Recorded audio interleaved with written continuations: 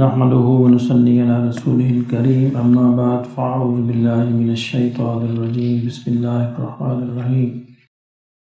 واذكروا الله في ايام معدودات فمن تعجل في يومين فلا اثم عليه ومن تأخر فلا اثم عليه لمن اتقى واتقوا الله واعلموا انكم اليه تحشرون ومن الناس من يعجبك قوله في الحياة الدنيا ويشهد الله على ما في قلبه وهو ألد الخصام وإذا تولى سعى في الأرض ليفسد فيها ويهلك الحرث والنسل والله لا يحب الفساد وإذا قيل له اتق الله أخذته العزة بالإثم فحسبه جهنم ولبئس المهاد وَمِنَ النَّاسِ مَن يَشْرِي نَفْسَهُ ابْتِغَاءَ مَرْضَاتِ اللَّهِ وَاللَّهُ رَءُوفٌ بِالْعِبَادِ صدق اللہ العظیم۔ کل ہم نے دیکھا کہ حج کے دوران اللہ رب العزت نے ارشاد فرمایا کہ 3 کام خاص طور سے نہیں کرنے، ایک رفث ہے، دوسرا فسق ہے اور تیسرا جدال ہے، یعنی پہلا شہوانی تمام چیزیں، اور دوسرا اللہ کی نافرمانی کا کوئی بھی کام، اور تیسرا لڑائی جھگڑا۔ اچھا، کیا حج کے بعد یہ کرنے ہیں؟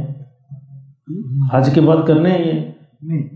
حج کے بعد بھی کہیں جو منع ہے وہ منع ہے، جو منع ہے وہ منع ہے، جو منع ہے وہ منع ہے۔ بڑی اہم بات بتائی لوگر صاحب نے، جو منع ہے وہ منع ہے، ہمیشہ منع ہے۔ حج کے دوران اس کی مشق کروائی جاتی ہے کہ وہ یہ سینس ہمارے اندر زیادہ ڈیولپ کر جائے، زیادہ مضبوط ہو جائے، تاکہ عام زندگی میں ہم اس پر عمل کرنے کے زیادہ قابل ہو جائیں۔ شریعت نے، دین نے مختلف ریفریشر کورس رکھے ہیں۔ ریفریشر کورس ہوتے ہیں جو ٹریننگز کے اندر کرواتے ہیں، جتنے امپلائیز ہیں گورنمنٹ کے دوسرے، وہ سال 2 سال بعد ٹریننگز کرواتے ہیں۔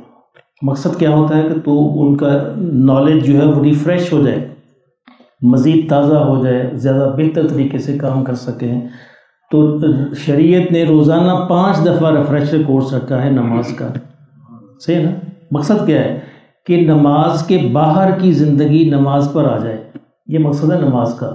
یعنی 2 نمازوں کے درمیان کا جو وقفہ ہے وہ بھی نماز کی حالت میں آ جائے، یعنی اس میں بھی انسان محسوس کرے کہ اللہ میرے ساتھ ہے، اللہ مجھے دیکھ رہا ہے، اللہ مجھے سن رہا ہے، اور میں جو کچھ سوچتا ہوں اللہ اس سے بھی آگاہ ہے۔ جس طرح میں نماز میں اس بات کا تصور نہیں کر سکتا کہ اللہ کی نافرمانی کروں، ادھر ادھر دیکھ بھی نہیں سکتا، بات بھی نہیں کر سکتا، اس طرح نماز کے علاوہ جو حالت ہے میری 24 گھنٹے میں وہ بھی اسی پہ آنی چاہیے، پھر نماز کا مطلوبہ مقصد پورا ہوتا ہے۔ اور پھر اللہ رب العزت سال کے بعد جو ہے رمضان رکھ دیا ہے، مزید بیٹری چارج ہو جائے، بیٹری لو ہو جاتی ہے نا، پانی بھی ڈالتے ہیں، چارج بھی کرتے ہیں، تو مزید چارج ہو جائے تاکہ انسان کو مزید قوت ملے، اور زیادہ ہو جائے تو پھر حج کا چکر لگا دیا جائے، تو وہاں پہ اور بھی انوارات ہیں، اور بھی رحمتیں ہیں، وہ جو تھوڑی بہت کمی رہ جائے گی وہ بیٹری مزید چارج ہو جائے گی، سمجھے کہ نئی بیٹری ڈل جائے گی، کیوں جیسے ہی ہے نا گاڑی میں نئی بیٹری ڈل جائے تو بھاگتی ہے نا، تو ایسے ہی حج کے بعد انسان کو پھر نیکی کے کام پر بھاگنا چاہیے۔ اگر کوئی نہیں بھاگتا اس کا کیا مطلب ہے؟ اس کا مطلب ہے حج قبول نہیں ہوا، اثر کوئی نہیں ہوا، اثر نہیں ہوا، حج کا اثر نہیں ہوا۔ اگر حج کے بعد بھی زندگی کے اندر تبدیلی نہیں آئی، ہاں تبدیلی آتی ہے، لوگ حاجی لکھوا لیتے ہیں باہر پلیٹ پہ، یہ تبدیلی آتی ہے، تو اللہ معاف کرے، تبدیلی عملی زندگی میں آنی چاہیے۔ تو یہ انسان کا کرائٹیریا ہے، معیار ہے خود چیک کرنے کا، سیلف اسیسمنٹ ہے کہ کیا میرا حج قبول ہوا، عبادات قبول ہوئیں۔ تو یہ 3 کام حج کے بعد بھی نہیں کرنے۔ اب یہاں مینا کا ذکر ہو رہا ہے، فرمایا کہ وَاذْكُرُوا اللَّهَ فِي أَيَّامٍ مَّعْدُودَاتٍ، گنتی کے چند دن ہیں، اس میں اللہ کو خوب یاد کرو، یعنی اللہ کی یاد کے لیے ہیں یہ۔ فَمَن تَعَجَّلَ فِي يَوْمَيْنِ فَلَا إِثْمَ عَلَيْهِ، تو جو مینا میں 2 دن ٹھہرے تو اس پہ بھی کوئی گناہ نہیں ہے۔ یہ مینا میں انسان 12 تاریخ کو بھی شام کو جا سکتا ہے۔ وَمَن تَأَخَّرَ فَلَا إِثْمَ عَلَيْهِ، اور جو مزید ٹھہرے، جو تاخیر کرے، یعنی 13 کو بھی ٹھہر جائے، اس پر بھی کوئی گناہ نہیں۔ یعنی مطلوب یہ ہے کہ 13 تک ٹھہرا جائے، یہ زیادہ بہتر ہے، یعنی افضل یہ ہے۔ لیکن اگر کوئی 2 دن کے بعد جاتا ہے تو اللہ نے اس کی بھی اجازت دی ہے، یعنی مینا میں ٹھہرنا ہے 8، 9، 10، 11، 12، یہ 5 دن تو لازمی ہے۔ 13 کو بھی ٹھہر جائے تو بہت اچھا ہے، مزید ثواب ملے گا، لیکن 12 کو جانے کی بھی اجازت ہے۔ لمن اتقا، اللہ اکبر، اللہ نے فرمایا کہ فائدہ اس کو ہوگا جو تقوی اختیار کرے۔ یہ ساری باتیں نہ اس کے لیے ہے، لمن اتقا، جو تقوی اختیار کرے، جو اللہ کا ڈر یہاں سے لے کے جائے، جو دل میں تقوی کیا ہے، یہ احساس دل کے اندر جڑ پکڑ جانا کہ اللہ میرے ساتھ، یہ تقوی ہے کہ میں جہاں بھی ہوں، تنہا ہوں، علیحدہ ہوں، اکٹھا ہوں، محفل میں ہوں، دفتر میں ہوں، بازار میں ہوں، گھر میں ہوں، اللہ میرے ساتھ ہے، بس یہ تقوی ہے۔ اگر یہ احساس جتنا زیادہ ترقی کرتا چلا جائے گا اتنے سمجھے اس کا تقوی بڑھتا چلا جائے گا، پھر انسان تنہائی کے اندر بھی گناہ نہیں کرے گا، تنہائی کے اندر بھی غلط نہیں سوچے گا۔ واتقوا اللہ، فرمایا اللہ سے ڈرتے رہو، وَاعْلَمُوا أَنَّكُمْ إِلَيْهِ تُحْشَرُونَ، اور اس بات کو یاد رکھو کہ تمہیں سب کو ایک دن اللہ کے سامنے جمع ہونا ہے، اور جب جمع ہونا ہے تو پھر اس کا مطلب کہ حساب بھی ہوگا، میں پھر تم سے پوچھ لوں گا۔ وَمِنَ النَّاسِ مَن يُعْجِبُ قَوْلُهُ فِي الْحَيَاةِ الدُّنْيَا، فرمایا کہ لوگوں میں کچھ ایسے بھی ہیں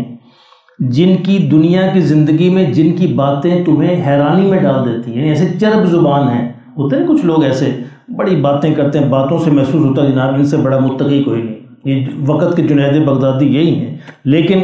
کیا کرتے ہیں، وَيُشْهِدُ اللَّهَ عَلَى مَا فِي قَلْبِهِ، اور ان کے دل میں جو ہوتا ہے اس پر قسمیں کھاتے ہیں، یعنی زیادہ قسمیں کھانے والا بندہ ہمیشہ جھوٹا ہوتا ہے،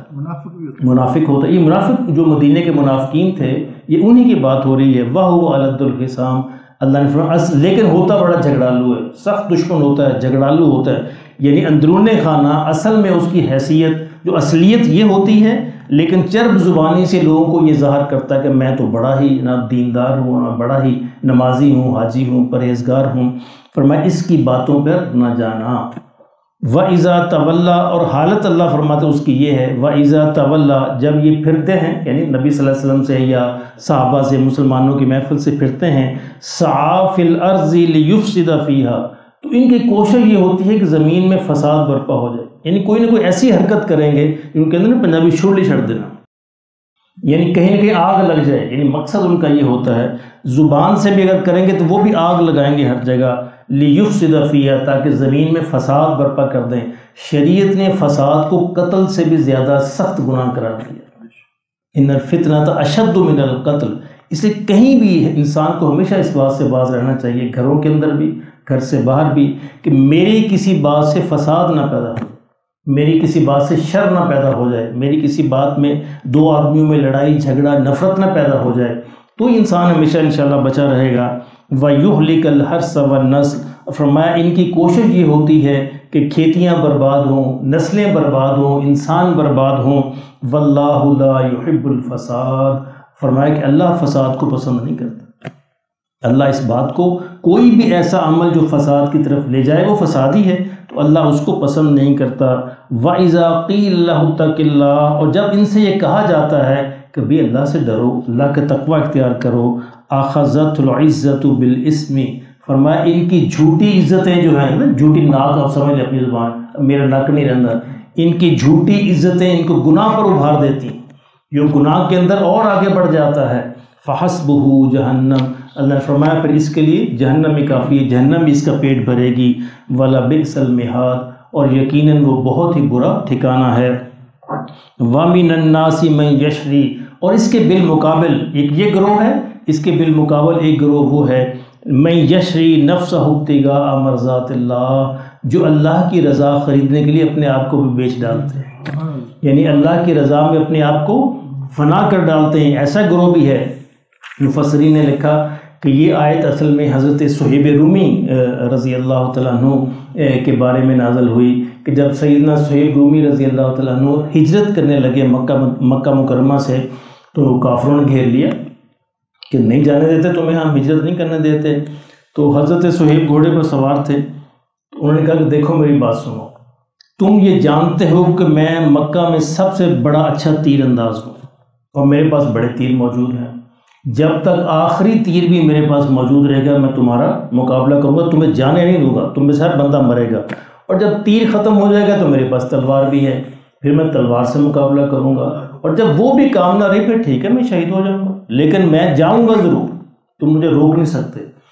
اچھا ایک بات ان سے کہا، اچھا تم مجھ سے سودا کر لو، یہی سودا ہے جو اللہ نے فرمایا، اچھا مجھ سے ایک سودا کر لو، ایسے خام کا تم بھی لڑو گے میں بھی لڑوں گا، میرا جتنا مال ہے سب لے لو، اللہ اکبر، یہ ہوتے ایمان والے۔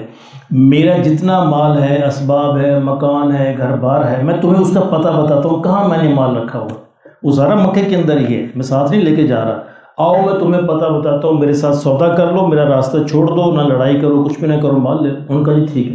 اب مکے والے مان گئے، تو یہ سارے کا سارا مال دے کر مدینہ منورہ چلا ہے۔ اللہ اکبر۔ اور جو ہی حضور صلی اللہ علیہ وسلم کی خدمت پہ پہنچے، نبی صلی اللہ علیہ وسلم، اللہ اکبر، صہیب تو نے بڑا اچھا سودا کیا، کیا ہی نفع کا سودا کیا۔ اب صہیب رومی کے بارے میں اللہ رب العزت نے پہلے ہی فرشتوں کے ذریعے بتا دیا کہ تیرا جانثار جو ہے اے نبی صلی اللہ علیہ وسلم، تیرا عاشق جو ہے یہ سودا کر کے آ رہا ہے۔ تو حضور نے آتے ہی سب سے پہلا جملہ جو ارشاد فرمایا سیدنا صہیب کو، واہ واہ واہ، کہ حضور کے چہرے پہ خوشی کے آثار تھے، فرمایا کہ واہ واہ واہ واہ، صہیب کیسا سودا کر کے آئے، بڑا ہی نفع کمایا۔ تو مفسرین نے لکھا کہ یہ آیت اصل میں اس پس منظر میں نازل ہوئی تھی کہ کتنے مبارک لوگ ہیں جو اپنے آپ کو بیچ ڈالتے ہیں اللہ کی رضا کے لیے۔ واللہ رؤوف بالعباد، فرمایا ایسے بندوں کے اللہ رؤوف ہوگا، رحیم ہوگا، اور بالعباد اپنے بندوں پر، ان بندوں پر اللہ قیامت کے دن بڑا ہی رحیم ہوگا، رؤوف ہوگا۔ اور جس کی رحمت اور جس کی رؤوفیت اللہ کو جس پہ پیار آ جائے تو پتہ نہیں پھر کس کس انداز سے اللہ اس کی میزبانی کرے گا، اللہ اس کو نوازے گا قیامت کے دن۔ اللہ پاک ہمیں بھی شامل فرما دے۔